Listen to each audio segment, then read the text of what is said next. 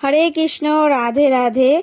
অনেকেই জানো যে গোপুসোনা আমার কাছে এসেছে অনেক দিনই হলো, তবে সময়ের অভাবে আমি গোপুসোনাকে অভিষেক করাতে পারিনি।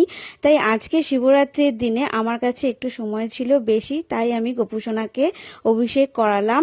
তো আমি প্রথমে দুধ দিয়েছি, তারপরে দই, তারপরে দিয়েছি ঘি, তারপরে মধু, তারপরে দিয়েছি শর্করা।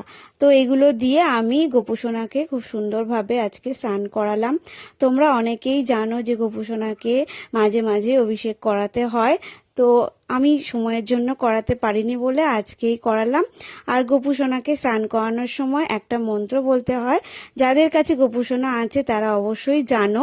আমার কাছে যেহেতু গোপুসোনাকে এই কিছুদিন হলো আমি গোপুসোনার সেবা করছি, তাই জন্য আমি আস্তে আস্তে সব কিছু জানতে পারছি। যেটা হলো ওং ভগবতে বাসুদেবায় নমঃ। এই মন্ত্রটা তোমরা যতবার ইচ্ছা ততবারই তোমরা বলতে পারো।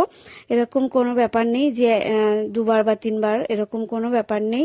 তোমাদের যতবার ইচ্ছা ততবারই তোমরা বলতে পারো ওং ভগবতে বাসুদেবায় নমঃ। তো দেখো, গোপুসোনাকে আমি অভিষেক করিয়ে আমার নিজেরও ভালো লাগছে, আর গোপুসোনাকে কত সুন্দর লাগছে। তোমাদের বাড়িতে যাদের যাদের বাড়িতে গোপুসোনা আছে তারা অবশ্যই কমেন্টে রাধে রাধে একবার লিখে যেও।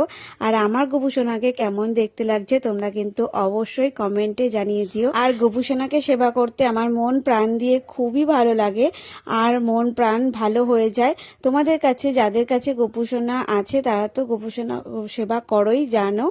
আর যাদের কাছে গোপুসোনা নেই তারা যদি মনে করো গোপুসোনার সেবা করবে, তাহলে অবশ্যই তোমরা করতে পারো। চলো, রাধে রাধে।